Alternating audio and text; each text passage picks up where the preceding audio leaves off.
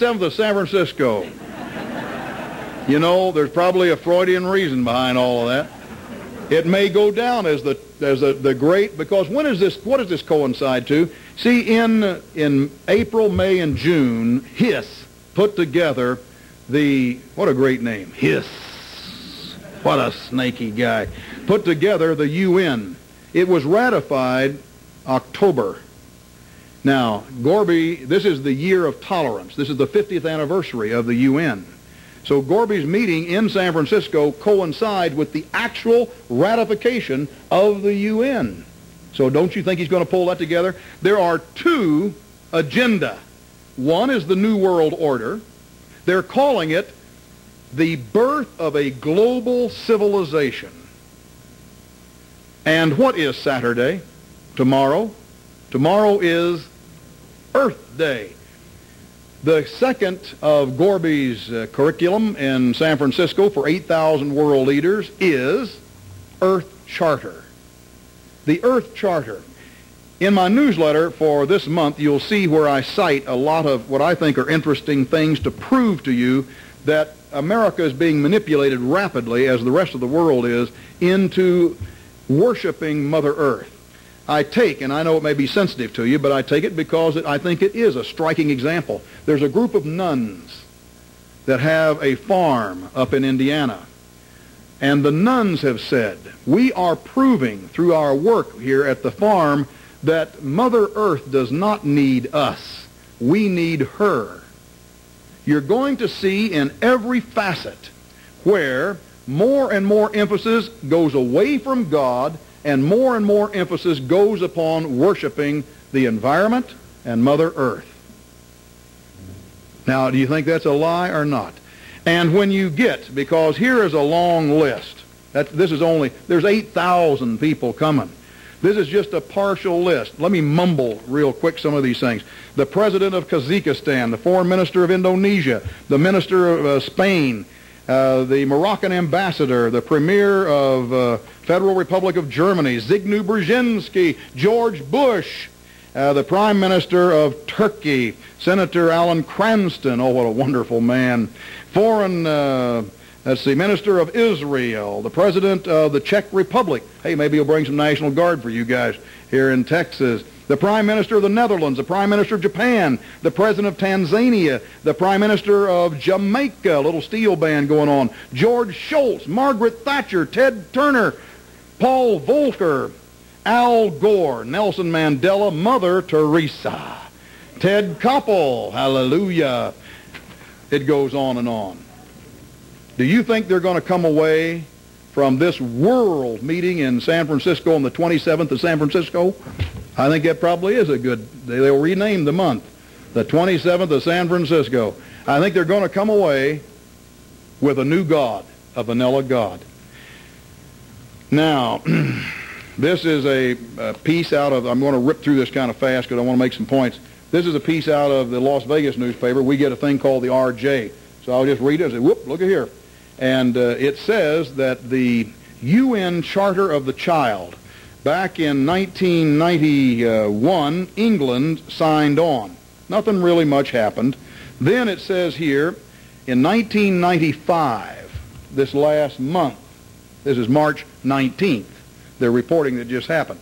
March 19th of this last month, the UN observers went into Great Britain and said, you will now pass laws because you are an international signatory to the UN Conference Rights of the Child.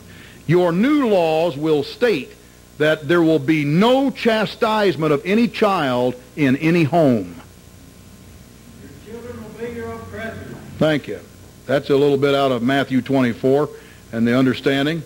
It says that no school will punish any child for any reason. Now, the United States has not signed on to this, but Bill Clinton signed on 2 months ago. Do you think under the War Powers Emergency Act that Bill Clinton, if it looks like he's got the votes, he'll give it to the U.S. Senate, and it'll become a treaty? And if you've looked at my newsletter at all, I give you this UN Conference Rights of the Child and what it means. It means homosexuality. It means fornication. It means having pedophilia. It means any kind of smut material is authorized by a child in the home. Nothing you can do. The state will provide lawyers. You know, Jesus Christ, I believe the Messiah, gave us many warnings, didn't he? When his disciples said, what will it be like at the end of the ages? He said there will be wars and rumors of wars. Have we ever had a period in history when there's more wars right now? $180 billion every year spent on war-making materials, a lot more than ever was before when we just had the big red threat. And at any given day, there's 40 different conflicts going on, isn't there? We've had 40 major conflicts since 1965 in the world. Wars and rumors of wars. He said that we would be marrying and giving in marriage, didn't he? Right now, new statistics, 70% of American marriages end in divorce. Is that marrying and giving in marriages? He would say there would be famine. Do you know that right now 5 out of 7 babies in the world are born into such poverty that they experience famine? They're dying by the tens of millions, aren't they? He said there'd be pestilence. Well, we think of AIDS. Oh, really? Read the U.S. News and World Report from 2 weeks ago. Talks about this new virus, this mystery virus. What about this staph germ, streptococcus, that eats an inch of flesh an hour? Are these pestilence? That's the word meaning. Have you seen the movie Outbreak? If you don't go to movies, you ought to make an exception. Because this is not fiction, friends. This is one thing that Hollywood has done that is a fact. Start watching it. It's pretty interesting. And we've got things that whooping cough rampage. I just happened to notice that. The reason I picked up the Arizona Republic is so you could see $200 billion trade deficit. I'm trying to wake you up. I want you to see that in all truth and honesty, we are heading to a time that Christ has talked about. It is a wonderful fulfillment. Here is a current list of what's happened with the Conference of the States. They could not defeat the Constitution through the CONCON, the Constitutional Convention. So what have they gone to do? The Conference of the States. What has Texas done? Texas has already approved in one house the Conference of the States.